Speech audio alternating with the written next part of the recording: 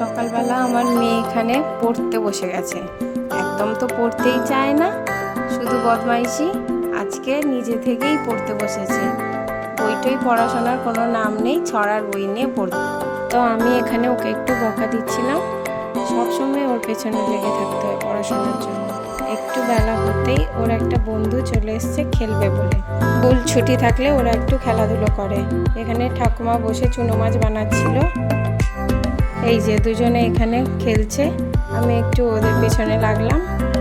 তারপরে আমার খুব খিদে পেয়ে গেছিলো, তো চলে গেলাম কিছু খাওয়ার জন্য। তো দেখলাম কালকে রুটি আছে, একটু তরকারি আছে, তো একটু রুটি তরকারিই খেয়ে নিলাম। খাওয়া দাওয়া সেরে স্নান করে এলাম। তো বাইরে আজকে রোদ বেরোয়নি, মেঘলা ওয়েদার, তাই জামা কাপড়গুলো ঘরেই মিলে দিলাম। দুপুরে খাওয়া দাওয়া সেরে একটু ঘুমাচ্ছিলাম। তারপরে উঠে যখন দেখি আমার মেয়ে সাইকেল চালাচ্ছে, সন্ধে হয়ে গেছে, তো পড়তে যাবে, ওকে ডাকলাম।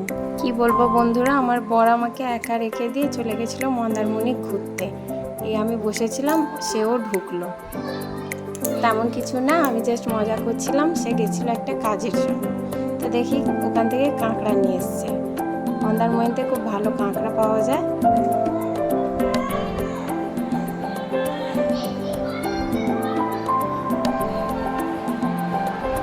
কাঁকড়াটা নিয়ে গামলায় ঢেলে দিলাম। তারপরে আমার বর এখানে ঠাকুমাকে দেখাচ্ছিল। ঠাকুমা বলছিল দেখাও দেখি একটু কেমন কাঁকড়া নিয়ে এসছো। তো সে ঠাকুমাকে দেখাচ্ছিল। তো চলো বন্ধুরা, আজকের ভিডিওটা এই পর্যন্তই। ভালো লাগলে লাইক, কমেন্ট, শেয়ার, সাবস্ক্রাইব করতে ভুলো না কিন্তু। টাটা, দেখা হবে নেক্সট ভিডিওতে।